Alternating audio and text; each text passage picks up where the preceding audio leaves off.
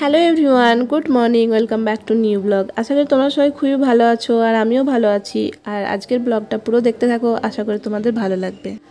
সকালে ঘুম থেকে উঠে ফ্রেশন আপ হয়ে নেওয়ার পর এখন আমি গরম জল করছিলাম। তো সেখানে আমি আজকে আদা মিশিয়েছি। আর আদাটা যেহেতু ডাইজেস্টিভ সিস্টেমকে ভালো রাখতে সাহায্য করে, গাট হেলথকেও ভালো রাখে এবং ইমিউনিটিকে বুস্ট করতে সাহায্য করে, তো তার জন্য আমি এখন আদাটা দিয়ে খাচ্ছি। আর এই যে পোজটায় বসেছি এটা হচ্ছে মালাসন পোজ। তো এই পোজটায় বসে যদি আমরা এক গ্লাস গরম জল পান করি তো আমাদের বাউল সিস্টেমকে অ্যাক্টিভেট করতে সাহায্য করে। আর তারপরে এখন আমি 10-20 মিনিট এক্সারসাইজ করে নেব। তো এক্সারসাইজে আজকে রেখেছি হচ্ছে স্কিপিং আর হচ্ছে যে এক্সারসাইজগুলো আমি করি সেইগুলো।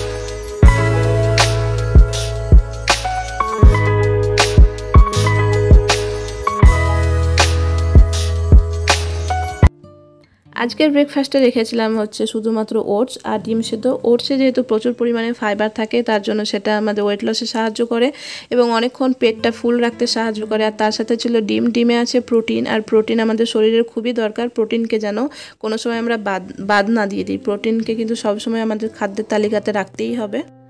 আজকের ওটসটা খুবই সিম্পল রেখেছিলাম, শুধুমাত্র হলুদ আর লবণ দিয়ে করেছিলাম, যেহেতু অনেকটা টাইম হয়ে গেছিলো আর আমার খিদেও পেয়েছিল প্রচণ্ড, তার জন্য আর কিছু সেরকম অ্যাড করিনি, শুধুমাত্র লবণ আর হলুদ দিয়েই করে নিয়েছিলাম। তো আজকে হচ্ছে day 7 of 30 days weight loss journey. এই 7 দিনে যেটা রিয়েলাইজ করেছি সেটা তোমাদেরকে বলছি। যদি আমাদের খাবারকে টেস্টি বানানো যায়, হেলদি কোনো খাবারকে, সেটা কিন্তু আমাদের বেশ ভালোই লাগে। তারপরে 3 ঘন্টার পর এখন আমি করছি লাঞ্চ। আর লাঞ্চে ছিল ভাত, সবজি আর দই। তারপর আমি গেছিলাম হাঁটতে, প্রায় 1 ঘন্টা ধরে আমি হাঁটছিলাম। আর বাড়ি আসার পর আমি একটা তরমুজ খেলাম। আর তারপর সন্ধ্যা হয়ে গেছিলো কিছুক্ষণ পড়ার পর এখন আমি করছি ডিনারেও যে দুপুরের খাবারগুলো হয়ে গেছিলো সেইগুলোই খেয়েছিলাম। আর তারপরে রাত্রে ঘুমানোর আগে খেয়েছিলাম দুধ। আজকের ভিডিওটা যদি তোমাদের ভালো লেগে থাকে তো প্লিজ চ্যানেলটাকে সাবস্ক্রাইব করে দিও। ভালো থেকো, বাই।